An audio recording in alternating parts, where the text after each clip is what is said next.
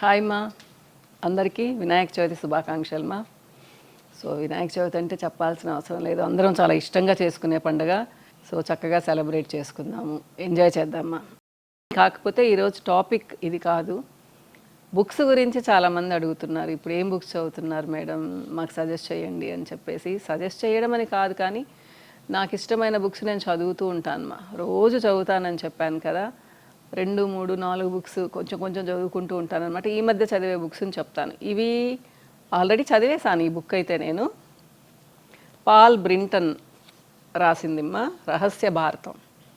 రహస్య భారతం అంటే ఏదో మీరు రహస్యాలు ఉండే ఇండియా భారతదేశం అని అనుకోకండి.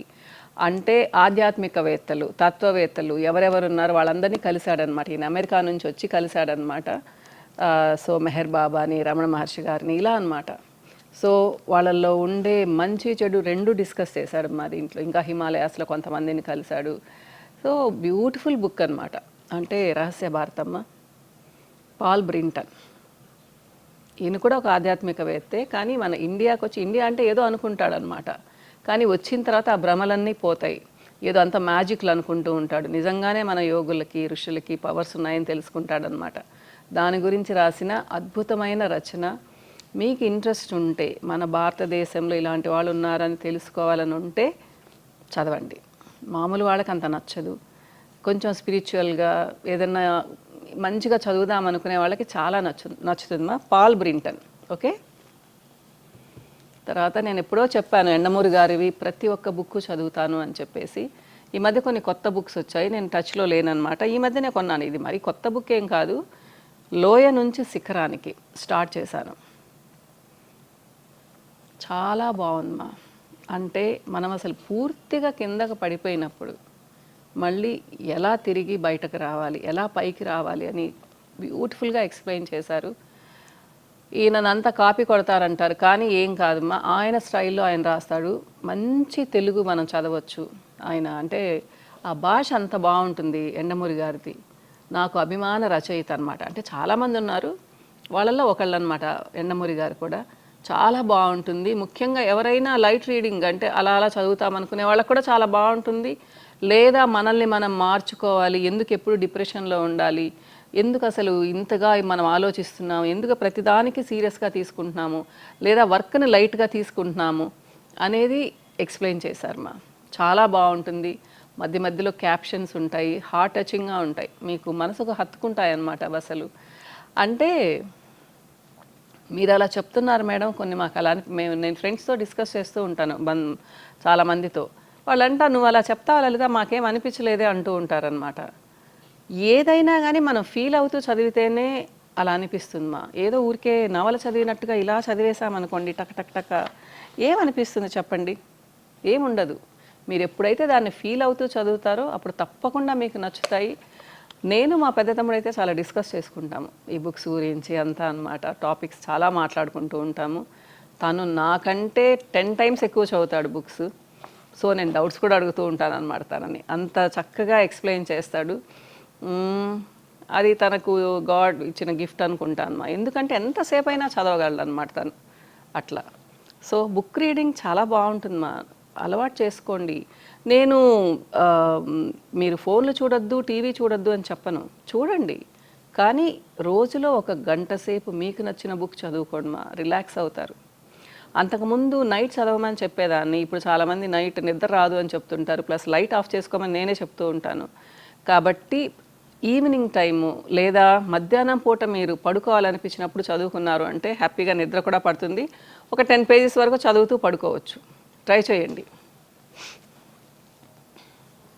సో వెక్స్ కింగ్, ఇది అసలు ఎలా అంటే ప్రపంచాన్నంతా షేక్ చేసిన బుక్ మా. గుడ్ వైబ్స్ గుడ్ లైఫ్ అన్నమాట ఇది. సో పేజ్ కూడా చూడండి ఎంత నీట్గా ఉందో కదా. మీరు ఈ బుక్ చదివితే కూడా అలానే ఉంటుంది. ఈ వెక్స్ కింగ్ అనే అబ్బాయి చాలా చాలా ప్రాబ్లమ్స్ ఫేస్ చేశాడు మా. 3 yearsకే ఫాదర్ చనిపోయాడు.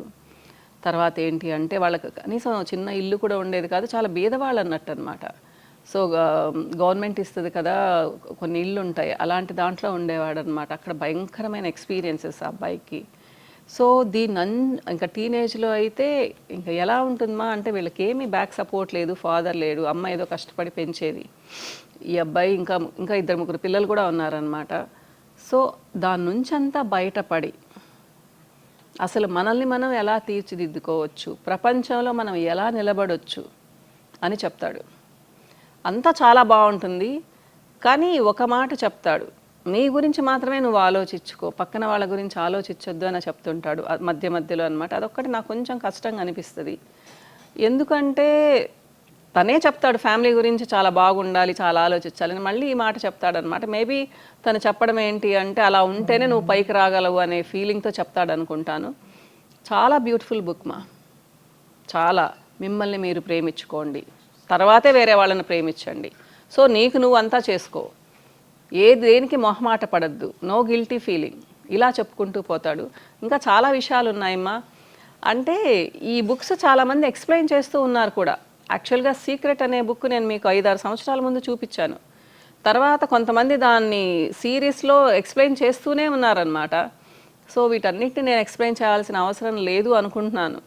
మీరు చదివితే ఇంకా చాలా బాగుంటుందమ్మా, తప్పకుండా చదవాల్సిన బుక్ అని చెప్తాను నేను. వెక్స్ కింగ్ది, తెలుగులో అయితే మంచి కంపనాలు మంచి జీవితమ్మా, గుడ్ వైబ్స్ గుడ్ లైఫ్ అన్నమాట దీని పేరు. చదివి చూడండి, మీకు చాలా నచ్చుతుంది. ఇకపోతే మన భారతదేశ చరిత్ర, ప్రాచీన భారతదేశ చరిత్ర, ఇది నేను ఇప్పటికీ ఒక 3-4 సార్లు చదివానమ్మా. అయినా కానీ మళ్ళీ చదువుతుంటాను, నాకు ఇష్టము. ఆది మానవుల దగ్గర నుంచి ఎక్స్ప్లెయిన్ చేస్తారు ఇది. సో ఆర్యులేంటి, తర్వాత బౌద్ధుడి కాలంలో ఎలా ఉండేది, మౌర్యుల కాలంలో ఎలా ఉండేది, శాతవాహన కాలం ఎలా ఉండేది, అప్పుడు ఆచారాలేంటి, వ్యవహారాలేంటి, సాంఘిక జీవనం ఎలా ఉండేది, ఇలా అన్నమాట. అంటే నేను ఇది మనం చదవడమే కాకుండా పిల్లలకు కూడా చెప్పమని చెప్తాను నేను.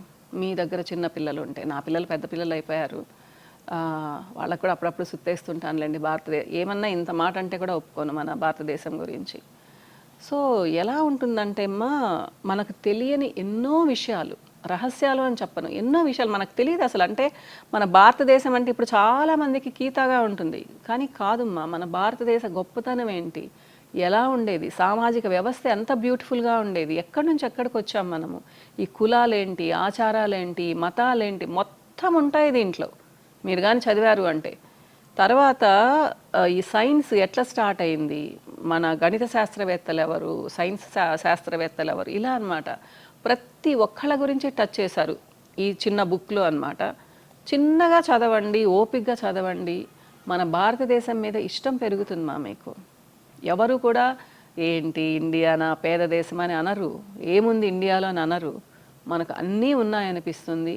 మన ప్రాచీన కాలంలో కూడా మన వాళ్ళు ఎంత అద్భుతంగా బ్రతికారో తెలుస్తుంది, ఎంత బాగుండేదో మనది తెలుస్తుందా. ఇప్పుడే మనం ఇంకా భ్రష్టు పట్టిపోతున్నాం అనిపిస్తుంది అనమాట. అంటూ ఉంటారు కదా ఏముంది అనేసి.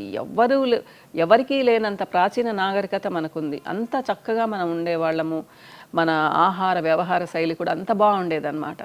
సో అవన్నీ మీకు ఈ బుక్లో కనిపిస్తాయి. ప్రాచీన భారతదేశమ్మ. సో వల్లంపాటి వెంకట సుబ్బయ్య గారు రాశారు ఇది.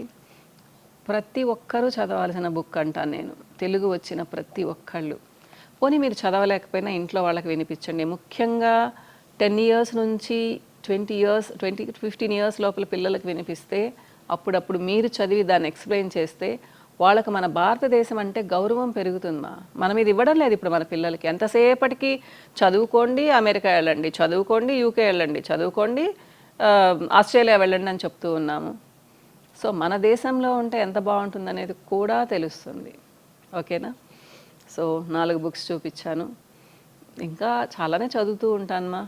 నెల్లూరులో ఉన్నాయి కాబట్టి నెల్లూరుకి వచ్చినప్పుడు ఈ బుక్స్ చదువుతున్నాను ఈ మధ్యకాలంలో 1 నెల నుంచి.